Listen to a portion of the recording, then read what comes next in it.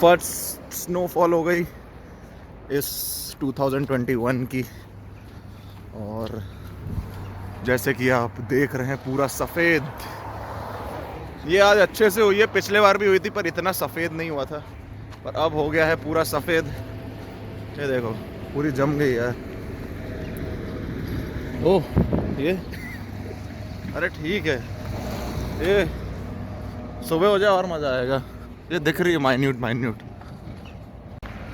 हो ये नज़ारा सही लग रहा है, कितना सही लग रहा है। भी आ रही है। ये ऊपर जो बर्फ़ गिर रही है ना, बहुत सही लगती है।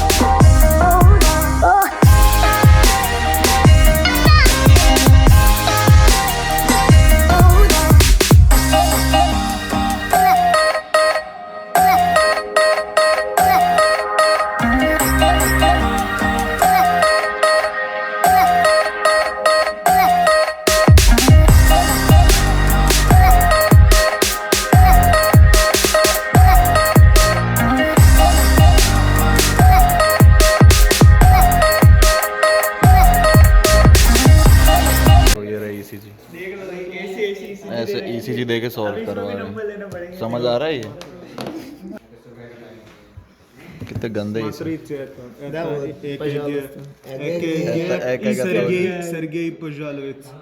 सरगेई को पूछना पड़ेगा क्या दिखा तेरा।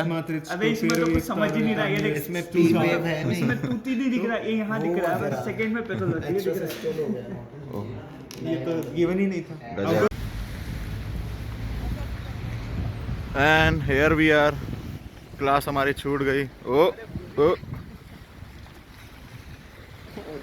क्लास हमारी छूट गई है, और बस आज का कैसा दिन था? इतना बर्फ़ गिर रही है कि मैं बता नहीं सकता। तो आज यार पहली बात तो ना मतलब अच्छा भी मज़ा भी आता है। मायोकार्डियम वो था आज, मायोकार्डियल इन्फार्क्शन, साथ में ECGs। तो ECG भी हम लोग को करवाया था, पर ECG सही में इतना पढ़ लो पर बनता नहीं। पढ़ लो कि पिछले साल पढ़ा था तो भी भूल गए, पढ़ लेते तो भी नहीं बनता। पढ़ते कुछ और हैं और यहाँ आके पता नहीं कुछ और ही लीड बता दें, कुछ और आने, कोई डायग्नोसिस गलत आ जाता है, तो दिमाग ख़राब होता है ECG में। ठीक है, और बेसिकली MI सबको पता ही होगा क्या है। मैंने पिछले वाली वीडियो में भी बताया था, अनस्टेबल एंजाइना का प्रोग्रेसिव स्टेट है। तो MI में डिक्रीज ऑक्सीजन के कारण में मायोकार्डियम डैमेज हो जाते हैं, और डैमेज नहीं होते, बेसिकली नेक्रोसिस ही हो जाता है, मर जाते हैं। ठीक है, उसके बाद कोएगुलेटिव नेक्रोसिस होता है।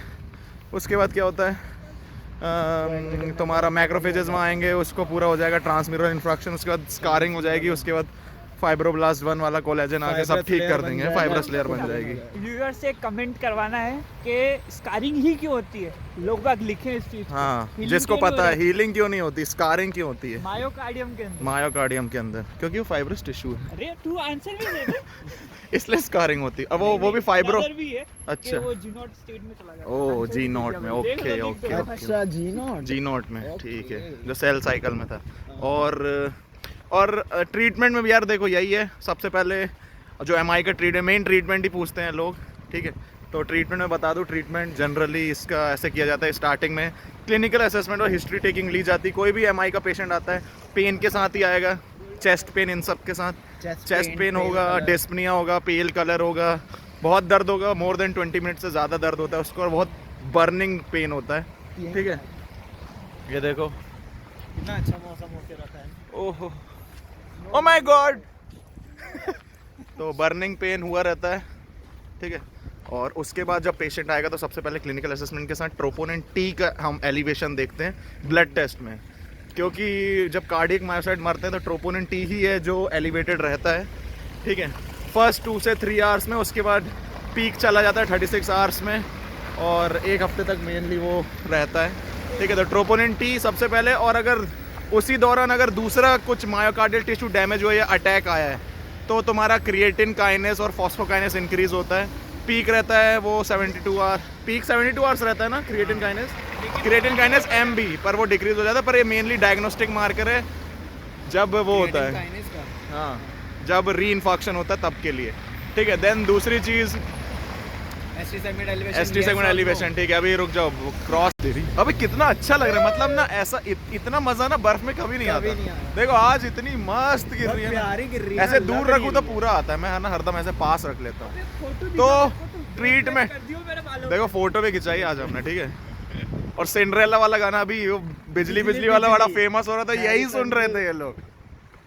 ओहो, ट्रीटमेंट में सबसे पहले ट्रोपोनिन टी का हमें देखना है एलिवेशन, और देखते ही हमें फ़ौरन पहले मॉर्फिन देनी है। क्यों? क्योंकि पेन होता है बहुत, तो अगर मॉर्फिन दे रहे हैं, यार क्या कार है ये, देखो तुम कार देखो, कार देख रहे हो, सही है। कौन सी है भैया ये?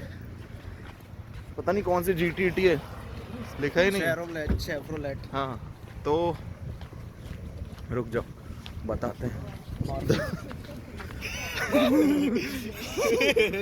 तो हाँ, सबसे पहले देखो मॉर्फिन देनी है 5 से 10 mg मॉर्फिन, और अगर डाई मॉर्फिन है तो 2.5 से 5 mg। उसके बाद अगर एंटी एमिटिक भी देने रहते हैं क्योंकि उल्टी आती है उसमें, तो एंटी एमिटिक में मेटोक्लोप्रामाइड दे दो, ठीक है, वो भी 5 से 15 mg के बीच में। देन उसके बाद एस्पिरिन देनी है, फर्स्ट डोज 350 mg का, followed by 300 mg aspirin 90 minutes के बाद। IV दोगे तो 5 से 20 mg देना, कम वो भी, ठीक है। देन उसके बाद हाँ, मॉर्फिन भी IV दे सकते हैं। और उसके बाद क्या है उसके बाद? नहीं, उसके बाद और क्या क्या देते हैं? टिका ग्रेलर देते हैं 75 mg की गोली, ठीक है, एंटी थ्रोम्बोलिटिक। और उसके बाद जैसे मैनेज में आएगा, उसके बाद अगर पेशेंट तुम्हारा 12 घंटे से पहले आया हुआ है तो रीपरफ्यूजन थेरेपी। उसके बाद उसके फॉलोड बाय PCI जो परक्यूटेनियस कोरोनरी इंटरवेंशन है, स्टेंट डालने का। अब यहाँ पे दो कॉम्प्लिकेशन आ जाती है, तो अगर किसी का सक्सेसफुल नहीं हुआ तो उसके बाद फिर से PCI डाल के फोंडापेरेनिक्स दे दो, और G2 नहीं, ग्लाइकोप्रोटीन 2B3A इनिबिटर्स, ठीक है। देन उसके बाद मेंटेनेंस थेरेपी, हाँ स्टैटिन दे सकते हो। उसके बाद थेरेपी, मेंटेनेंस थेरेपी पे लगा दो पेशेंट को एस्पिरिन के साथ, फोंडापेरेनिक्स के साथ, वॉरफेरिन और टिकाग्रेलर के साथ, ठीक है। ध्यान रखना जब पेशेंट को डिस्चार्ज करो, ECG जरूर करना डिस्चार्जिंग के टाइम। देन अगर अब यहाँ 12 घंटे के बाद अगर पेशेंट आते हैं तो उसके लिए हम लोग क्या करते हैं? अगर अवेलेबल थ्रोम्बोलिटिक थेरेपी, परक्यूटेनियस तो 12 घंटे के पहले कर देना चाहिए, 2 से 3 आवर्स में सबसे पहले। हाँ, पर देखना अगर पेशेंट को कोई दिक्कत नहीं है, अगर हो पा रहा है तो कर सकते हैं, नहीं हो पा रहा जनरली नहीं करते 12 घंटे के बाद, ठीक है। और हाँ, उसके बाद अगर नहीं हो पा रहा 12 घंटे के बाद आए तो तुरंत ECG लेके उसको या हेपेरिन दो, लो मॉलिक्यूलर वेट एस्पिरिन, ये सब, और टिकाग्रेलर। उसके बाद मेंटेनेंस थेरेपी पे लगा दो। उसके बाद देख लो PCI हो रहा है, नहीं हो रहा है तो फिर से उधर डाल दो भाई। पूरे चार्ट है इसका बहुत बड़ा, और उसके आखिरी में भाई मेंटेनेंस थेरेपी में डालनी पड़ता है पेशेंट को, ठीक है। हाँ, फॉर द 1 ईयर, 1 ईयर नहीं भाई, जब तक रहता है। और साथ में अब इसमें देखो ट्रीटमेंट में बहुत सारे स्टैटिन्स भी दे सकते हैं, बीटा ब्लॉकर में बिस्प्रोलॉल, मेटोप्रोलॉल, एटिनोलॉल। और उसके बाद क्या क्या दे सकते हैं? Anti thrombotic calcium channel blocker दे सकते हैं, निफेडिपिन, एम्लोडिपिन, और स्टैटिन्स बोल दिया, एट्रोवास्टैटिन दे सकते हैं, LDH को कम करता है वही। हाथ इतने ठंडे हो रहे हैं ना। क्लास इनिबिटर, रास इनिबिटर, हाँ एस इनिबिटर देते हैं, S inhibitor renin angiotensin, vaso dilate कर देता है बेसिकली, वैसो कॉन्स्ट्रिक्ट नहीं करता, वैसो कॉन्स्ट्रिक्ट को वो करता है, वो काटता है, और अपना तुम्हारा जो खून बढ़ाने वाला सिस्टम होता है उसको कम करता है, क्योंकि लोड ना पड़े हार्ट पे, क्योंकि लोड पड़ेगा तो एग्जैबरेटेड हो जाएगी सिचुएशन। हाँ, लो ब्लड प्रेशर और टिश्यू परफ्यूजन ना हो, वो भी देखना है हमें। मैं थोड़ी देर बाद अब ऑनलाइन आऊँगा इसमें, क्योंकि मेरे हाथ बहुत जम रहे हैं। चर्च देखते हैं आज का कैसा है। ये यहीं पे है बिल्कुल पास में, पर इसमें लिखा है कि कुछ करना नहीं है। अरे आरती चल रही है।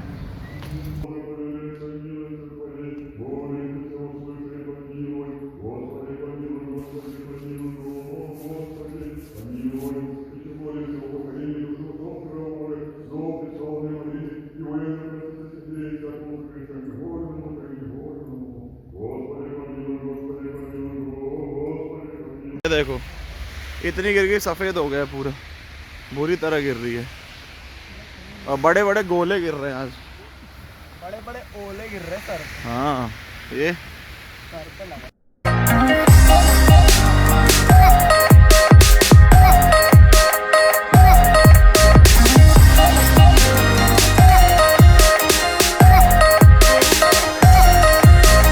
और ये 3 ब्लॉग मैं मिक्स कर दूंगा, है ना। आज आखिरी क्लास थी वैसे तो हम लोग की, क्योंकि आज बर्फ़ ज़्यादा गिर रही है। You can see it with your eyes, very much snow. ये बहुत ज़्यादा गिर रही है यार आज बर्फ़, इतनी गिर रही है कि पूछो मत, पूछ भी क्या सकते हो, है ना। तुम्हें तो पता ही होगा भाई, गीले हो गए यार सही में। अब ना दिक्कत होने लगी है। हम वास्कोट के पास आ गए, वहाँ मिलेगी बस हम लोग को और स्टॉप, और यहाँ से हम आए हैं और हम बस चले जाएंगे। जूते हो गए गीले, ठीक है। ये देख लो भाई, कीचड़ देख लो तुम पहले, ऐसे चलने का है यहाँ पे। रुको ये